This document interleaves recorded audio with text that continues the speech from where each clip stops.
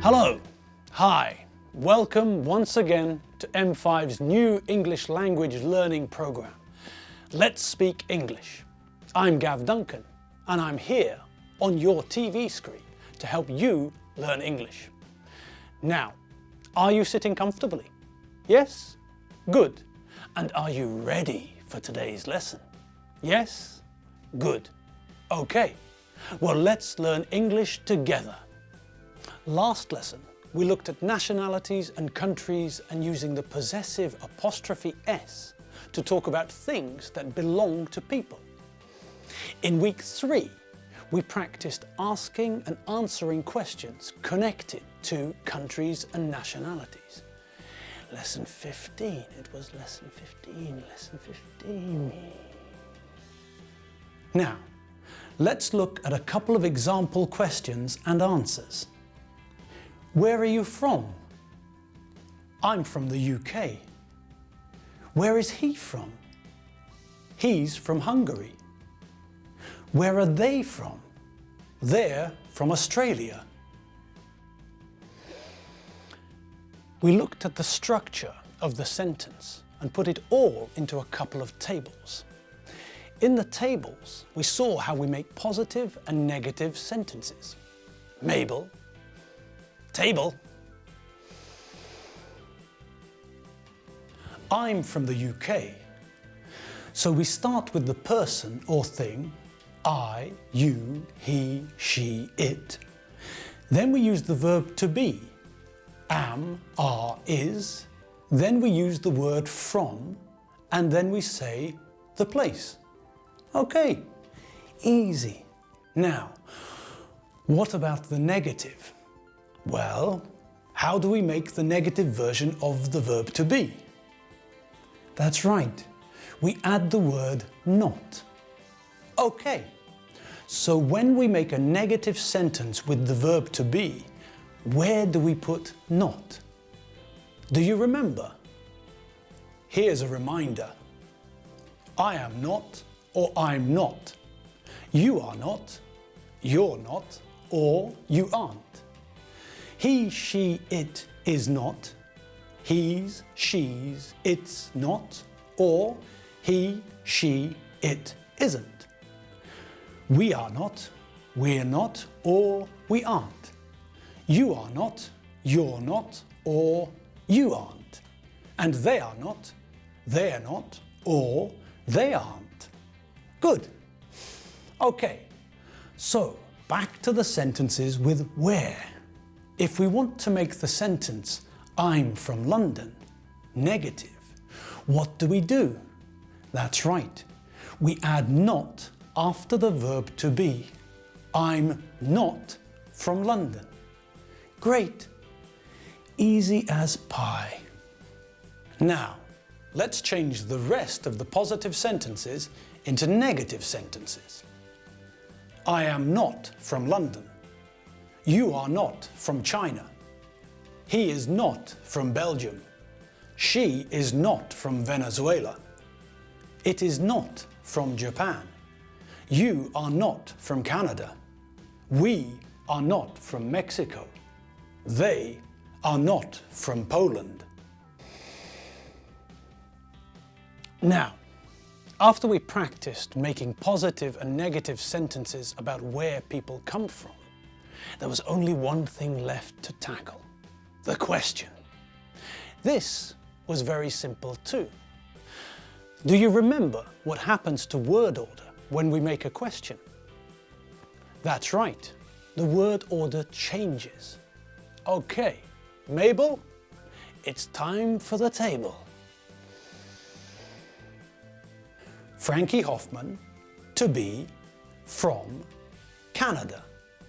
Okay, first the positive. Frankie Hoffman is from Canada. Now the negative. Frankie Hoffman is not, isn't from Canada. And the question, is Frankie Hoffman from Canada? Now, a new topic which we learned in week 4 was the topic of telling the time. We learned how to tell the time on the hour, which is very easy. Lesson 17, lesson 17, lesson 17. The time is 1 o'clock, or it's 1 o'clock. The time is 2 o'clock, or it's 2 o'clock. The time is 3 o'clock, or it's 3 o'clock.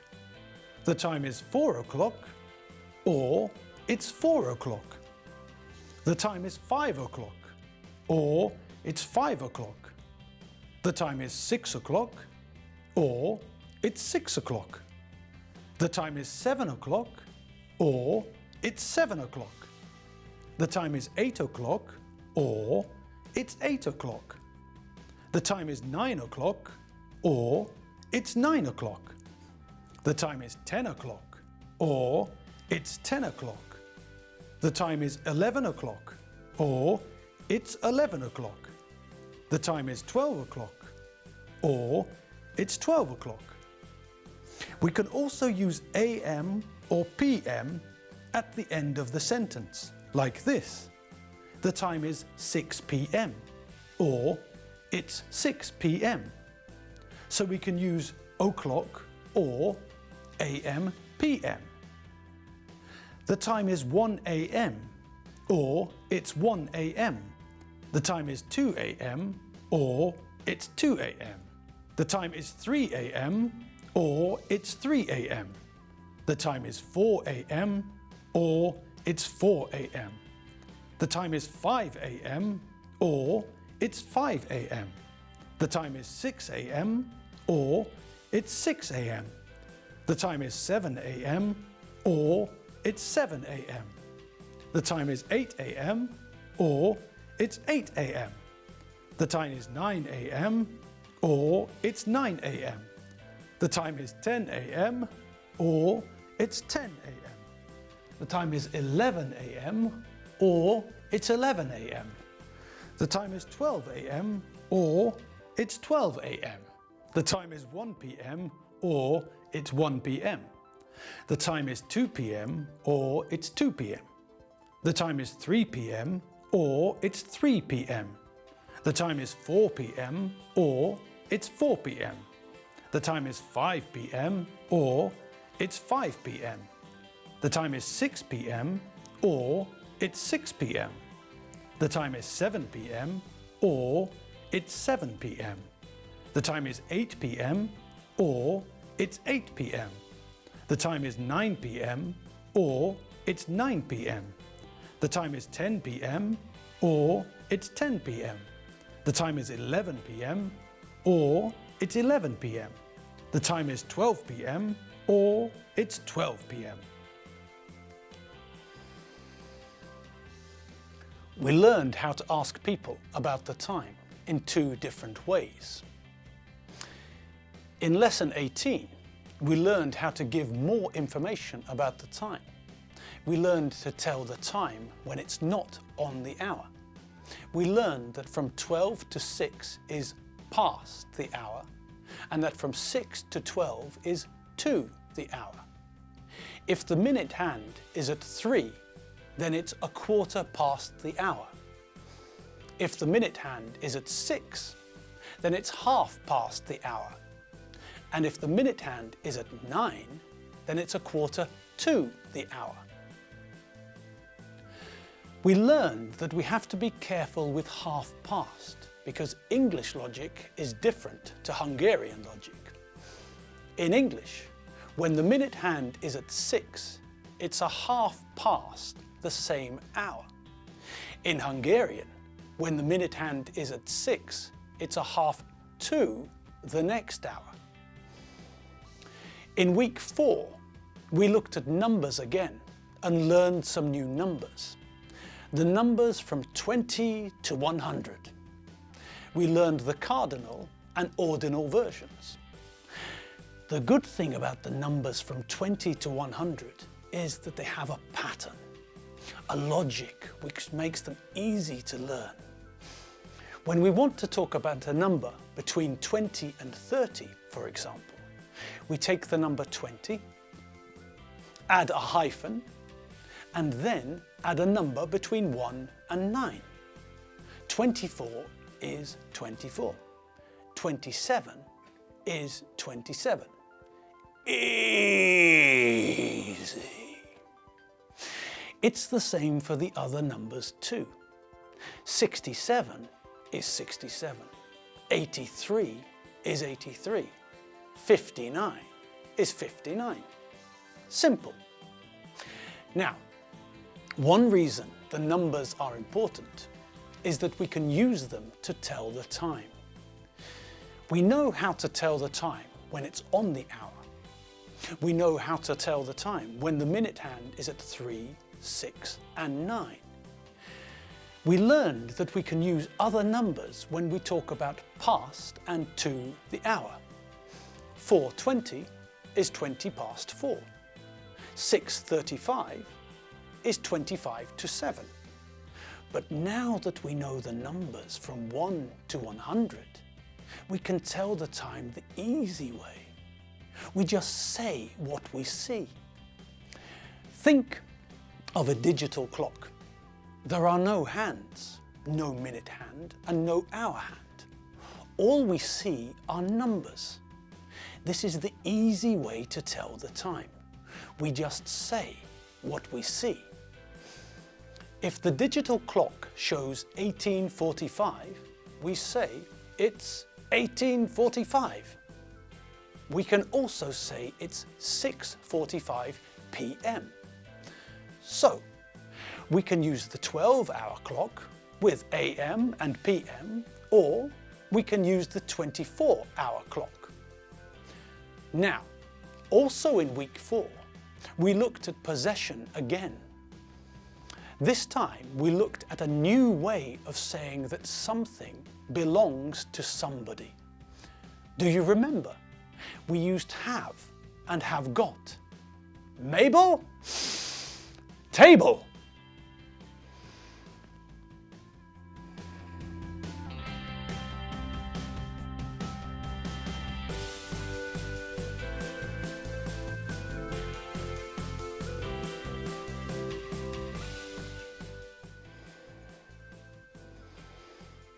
Now, do you remember the difference between have and have got?